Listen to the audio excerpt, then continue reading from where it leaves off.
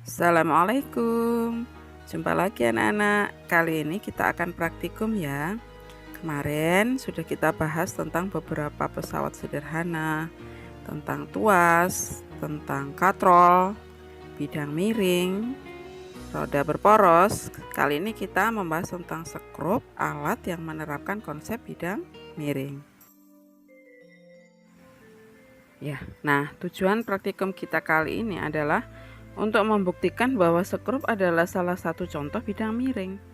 Sebelum praktikum, kita harus mengingat kembali anak-anak ya, apa sebenarnya bidang miring itu, yaitu bidang yang landai atau miring ya, yang dipakai jalur untuk memperkecil gaya yang dikeluarkan oleh manusia ya, itu adalah bidang miring ya.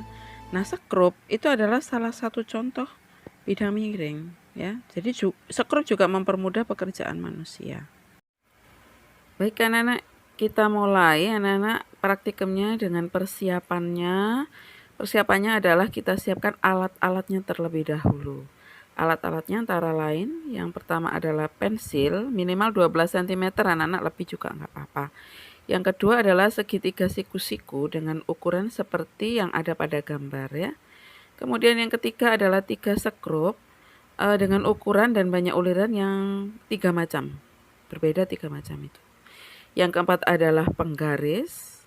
Kemudian yang kelima adalah gunting untuk menggunting kertasnya membentuk segitiga siku-siku.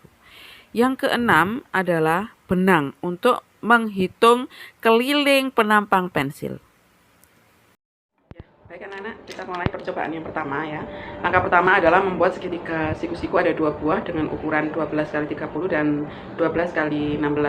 Untuk membuat segitiga siku-siku agar cepat, kita tahu kertas ya, kertas HVS putih ini pojok-pojoknya sudah siku-siku anak-anak. Jadi kita ukur aja pojoknya ya, 30 x 12 dan 16 x 12 ya. Setelah itu kita garis anak-anak, agak tebal karena nanti supaya kelihatan ketika dililitkan di pensil.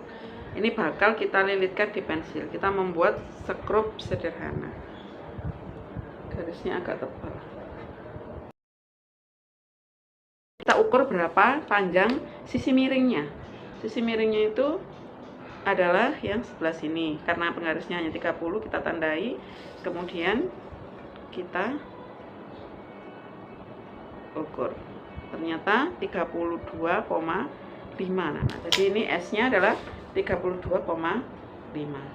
Sedangkan H-nya itu yang 12 cm ya. 12 cm. Nah, anak-anak kita gunting ini anak-anak ya. Kita gunting. Nah, setelah itu kita lilitkan ke pensil. Yang kita letakkan di atas pensil adalah yang berukuran 12 cm. Usahakan ini ada di luar, yang ada garisnya itu ada di luar ya. Terus ini lurus anak-anak ya, dililitkan lurus ke pensilnya.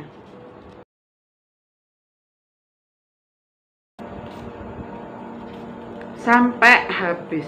Nah, seperti ini kelihatan garis-garisnya. Ini bisa kita hitung berapa jumlah ulirannya ya anak-anak.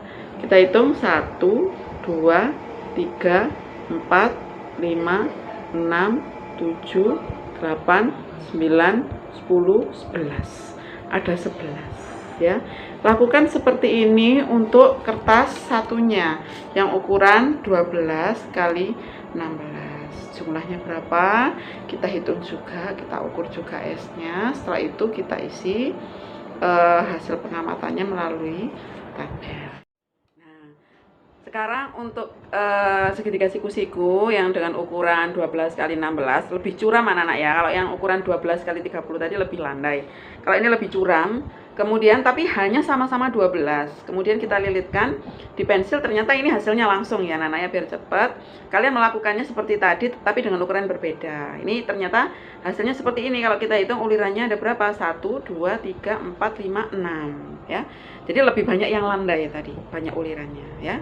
Nah, nanti kita buktikan yang landai dengan yang curam itu berapa keuntungan mekanis masing-masing, kemudian kita bandingkan mana yang mempunyai keuntungan mekanis yang lebih besar ya, mana bidang miring yang mempunyai keuntungan mekanis lebih besar, yang curam atau yang landai. Setelah itu untuk yang landai banyaknya ulirannya lebih banyak dibandingkan dengan yang curam. Nah, kalau banyak ulirannya lebih besar, itu keuntungan mekanisnya bagaimana? Dihitung di dalam tabel ya anak ya, dianalisis. Kalian setelah hasil pengamatan ditulis, kalian analisis hasil pengamatannya ya melalui laporan praktikum. Anak-anak, bagaimana kita tahu berapa keliling pensil ini yang dililiti oleh kertas tadi? Terserah bagaimana caranya untuk mengukur kelilingnya, terserah bagaimana kalian berkreativitas. Tetapi kalau saya lilitkan ini benang ini saya lilitkan, ya. Kemudian saya gunting anak-anak, pas satu putaran itu saya gunting, ya, dengan benang, ya, benang pendek-pendek aja. Setelah saya satu putaran saya gunting, ya. Setelah saya gunting, saya ukur pakai penggaris. Nah, saya ukur dari titik 0, saya ukur begini. Ternyata hasilnya adalah 2 cm lebih 7 mili. Jadi 2,7 cm, ya. Nah, itu adalah 2 PR-nya. Di tabel itu kan ada 2 PR. Nah, itu isinya adalah keliling penampang pensil ini. Kelilingnya berapa? Dengan menggunakan cara seperti tadi, ya. Gitu. Selamat mencoba, selamat berkreativitas. Ya, anak-anak, sekarang percobaan yang kedua yaitu percobaan hanya menghitung keuntungan mekanis skrup, ya. Kita hitung 3 macam skrup dengan ukuran yang berbeda-beda. Ini sudah ada 3 skrup ukuran paling besar, kemudian sedang, dan yang paling kecil. Apa saja yang diukur, apa saja yang dihitung, semua sudah ada pada tabel di LKS, ya, untuk yang percobaan yang kedua. Yang pertama, kita harus menghitung 2 PR-nya. 2 PR atau keliling dari skrup ini. Caranya seperti kita menghitung keliling pensil tadi di percobaan pertama, yaitu dililiti benang, kemudian benangnya dipotong, kemudian kita ukur di penggaris, ya. Kemudian apalagi setelah 2 PR, kita hitung panjangnya. Menghitung panjang itu dari uliran pangkal sampai ke uliran ujung, ya. Itu adalah panjangnya.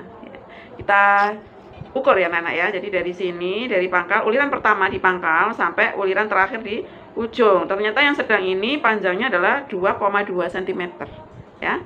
Tuh. Apalagi yang kita perlu ukur, apa yang perlu kita hitung? Uliran. Banyaknya uliran kita hitung. Mulai pangkal ulirannya berapa, kita hitung sampai ke ujung. Ya, berapa ini kalau kita hitung? Saya hitung ya, 1, 2, 3, 4, 5, 6, 7, 8, 9, 10, 11, 12. Untuk skrup sedang, banyaknya uliran ada 12. Nanti masing-masing dihitung. Berapa banyak uliran, berapa 2 PR, berapa panjang. Nah, nanti dihitung juga setelah dimasukkan ke dalam hasil pengamatan, ya. Percobaan yang kedua, di dalam tabelnya ada ketentuan berapa keuntungan mekanisnya. Nanti di situ ada rumusnya.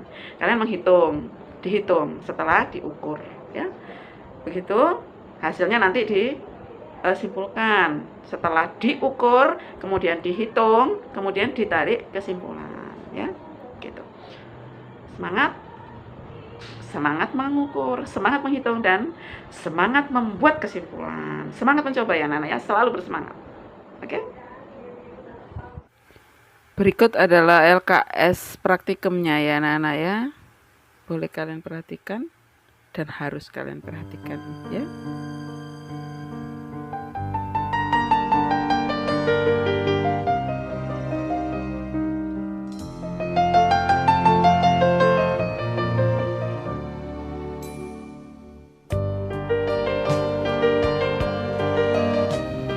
Sampai jumpa anak-anak, ya. Terima kasih. Assalamualaikum.